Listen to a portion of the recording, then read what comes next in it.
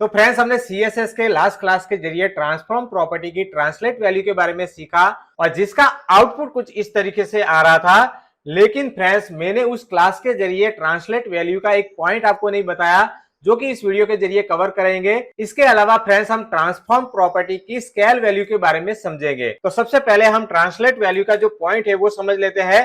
तो फ्रेंड्स, हमने जो लास्ट एग्जांपल जो सीखा था उसके अंदर हमने x axis and y axis की पोजीशन हमने सेट की थी, ठीक है, और जिसका आउटपुट इस तरीके से आ रहा था। अभी हमारा ये जो डिव मूव हो रहा है, ये x axis and y axis दोनों साइड से मूव हो रहा है, ठीक है। तो यदि हमें इस डिव को खाली एक्स एक्सिस से मूव करवाना है तो उसके लिए फ्रेंड्स, हमारी ये जो ट्रांसलेट वैल्यू है इसके आगे हमें कैपिटल एक्स लिखना है और इसके अंदर हमें एक्स एक्सिस की पोजीशन देनी है।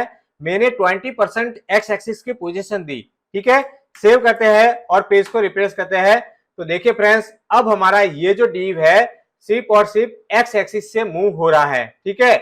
सेम इसी तरह यदि हमें वाई एक्सिस से मूव करवाना है इस डिव को, तो यहाँ पर हम कैपिटल एक्स की जगह पर हम लिखेंगे कैपिटल वाई और इसके अंदर हम वाई एक्सिस की पोजीशन देंगे, ठीक है।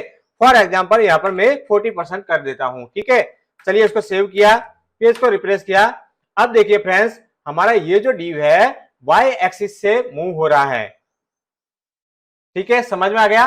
चलिए, अब हम आज के टॉपिक के बारे में समझते हैं। तो आज का हमारा टॉपिक है ट्रांसफॉर्म प्रॉपर्टी की स्केल वैल्यू के बारे में, ठीक है। जैसे कि नाम से ही पता चल रहा है, इस वैल्यू के जरिए हम किसी भी HTML एलिमेंट को स्केल कर सकते हैं और इसके अंदर भी हम x axis and y axis की वैल्यू देंगे। तो फ्रेंड्स, सबसे पहले मैं यहाँ से ये जो ट्रांसलेट वैल्यू लिखी है इसको मैं यहाँ से डिलीट कर देता हूँ, ठीक है, और इसकी जगह पर मैं लिखता हूँ स्केल और इसके अंदर ओनली न्यूमेरिक वैल्यू लिखी जाएगी।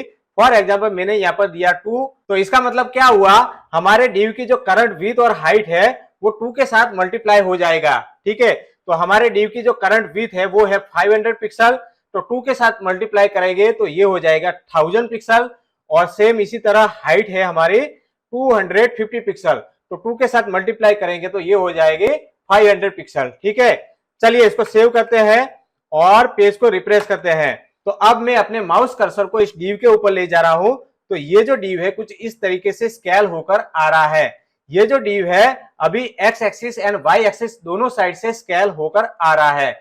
यदि हमें खाली एक्स एक्सिस के साइड से स्केल करवाना है तो उस केस में हम क्या करेंगे, यहाँ पर ये जो हमने स्केल लिखा है इसके आगे हम कैपिटल एक्स लिखेंगे, ठीक है, और जितना स्केल करवाना है उतनी वैल्यू यहाँ पर हम देंगे, ठीक है। चलिए, इसको सेव करते हैं, पेज को रिफ्रेश करते हैं। तो अब हमारा ये जो डिव है खाली एक्स एक्सिस के साइड से स्केल होकर आ रहा है।